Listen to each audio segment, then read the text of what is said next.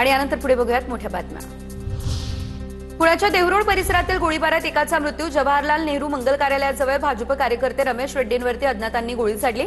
2 संशयित सध्या पुणे पोलिसांच्या ताब्यात। मुंबई पुणे मिसिंग लिंक प्रकल्प 1 मे रोजी महाराष्ट्राच्या सेवेत। मुख्यमंत्री देवेंद्र फडणवीसांकडून व्हिडिओ ट्विट करत माहिती। मुंबई पुण्याचा प्रवासाचा वेळ 25 ते 30 मिनिटांनी कमी होणार। नाशिकमधील वृक्षतोडीवर हरित लवादाकडून 19 जूनपर्यंत स्थगिती। वृक्षतोडी विरोधातील प्रकरणात स्थगिती उठवण्याची महानगरपालिकेची मागणी। राष्ट्रीय हरित लवादानं ही मागणी फेटाळली। आपत्कालीन परिस्थितीत झाडं तोडण्यासाठी लवादाची पूर्व परवानगी बंधनकारक। ठाण्यातील 100 एकरच्या चितळसर मानपाडा परिसरातील टीडीआरला स्थगिती। सर्वोच्च न्यायालयाचा हा निर्णय। या निर्णयामुळे शहरातील 2800 कोटींचा व्यवहार देखील रखडला। फ्रान्समधल्या कान्स फिल्म फेस्टिवलसाठी अंदाज जीव आणि एप्रिल मे 99 या 2 मराठी चित्रपटांची निवड। 12 ते 22 दरम्यान मराठी संस्कृती जागतिक स्तरावरती झळकणार। मुंबईमधल्या एकाच कुटुंबातील चौघांच्या मृत्यूचं प्रकरण। मृतांच्या शरीरात पेनकिलर सदृश पदार्थ आढळल्याची शक्यता। रात्री जेवणात बिर्याणीनंतर कलिंगड खाल्ल्याने कुटुंबियांचा मृत्यू झाल्याचा संशय। सध्या संपूर्ण राज्यभरात उकाडा वाढलाय। काळजी घेण्याचं आवाहन केलं जात आहे। बघूयात। राज्यात उष्माघाताचा धोका वाढलाय। 1 मार्च ते 20 एप्रिल दरम्यान राज्यभरात 39 उष्माघात रुग्णांची नोंद। अकोल्यामध्ये 11, नंदुरबारमध्ये 6, रत्नागिरीमध्ये 5 ही सर्वाधिक उष्माघाताची प्रकरणं आढळली। राज्यात भीषण उकाड्यामध्ये वीज संकटाचं सावट। भीषण उष्णतेमुळे आता विजेची मागणी 32,000 मेगावॅटच्या पुढे। पाण्याअभावी उत्पादनामध्ये मोठी घट झाली। राज्यात वीज संकटाची चाहूल।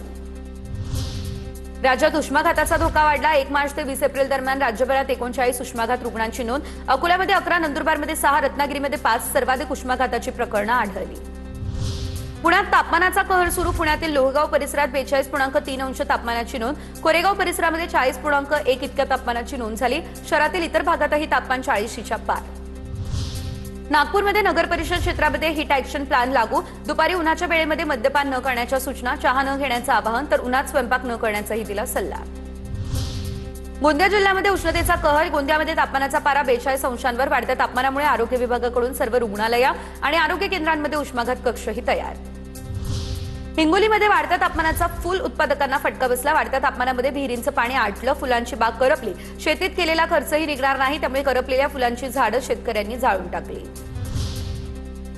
चंद्रपूरमध्ये तापमानाचा पारा वाढला। जलतरण तलावांकडे ओढा। सकाळ संध्याकाळ सत्रात होणाऱ्या जलतरण सरावासाठी एकच गर्दी। नागपूरमध्ये नगर परिषद क्षेत्रामध्ये हिट ऍक्शन प्लॅन लागू। दुपारी उन्हाच्या वेळेमध्ये मद्यपान न करण्याच्या सूचना। चहा न घेण्याचंही आवाहन, तर उन्हात स्वयंपाक न करण्याचाही दिला सल्ला। सध्या अनेक ठिकाणी पारा 40शी पार गेला असल्याचं बघायला मिळतंय। बघूयात या संदर्भातल्या अपडेट्स। अहिल्यानगरमध्ये तापमान 42 अंशांवरती। उन्हामुळे शिर्डीमध्ये भाविकांची गर्दी घटली। भाविकांना उष्णतेपासून दिलासा मिळावा यासाठी साईबाबा संस्थांच्या वतीने विविध उपाययोजना सुरू। रायगडच्या माळगावमध्ये तापमानाचा पारा 41 अंशांवरती गेला। कडाक्याच्या उन्हामुळे नागरिक हैराण। उन्हाच्या तडाख्यात पाणी बॉटल विक्रेत्यांना मात्र अच्छेदित। राज्यात उन्हाचा कडाका वाढला, तर जळगावमध्ये तापमान 46 अंशांवर गेलं। वाढत्या तापमानाच्या पार्श्वभूमीवर मुक्ताईनगरमध्ये 8 खाटांचे सुसज्ज उष्माघाती कक्ष स्थापन। नागरिकांनी घराबाहेर पडणं टाळावं, प्रशासनाचं हे आवाहन। जळगावच्या 40 गावमध्ये तापमानाचा पारा हा 42 अंशांवरती स्थिर। उष्णतेची लाट आणखी तीव्र होण्याचा अंदाज। प्रशासनाकडून नागरिकांना सतर्क राहण्याचं आवाहन। वर्धा जिल्ह्यामध्ये उष्णतेच्या झळा कायम। उन्हाच्या तीव्र झळांमुळे नागरिक त्रासले। वाढत्या तापमानाचा जनजीवनावरती मोठा परिणाम। धुळे शहरात तापमानाचा पारा 43.5 अंशांवर। तापमानात मोठी वाढ। वाढलेल्या तापमानामुळे मुख्य बाजारपेठ असलेल्या आग्रा रोडवरती शुकशुकाट।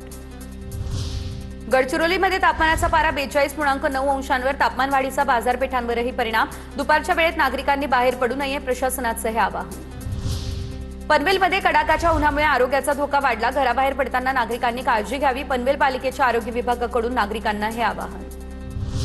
नांदेडमध्येही तापमान चांगलंच वाढलेलं आहे। जिल्ह्यामध्ये तापमानाचा पारा 43.9 अंशांवर। वाढत्या तापमानाचा फळबागांना फटका। तापमानामुळे केळीचं पीक करपू लागलं। शेतकरी संकटात।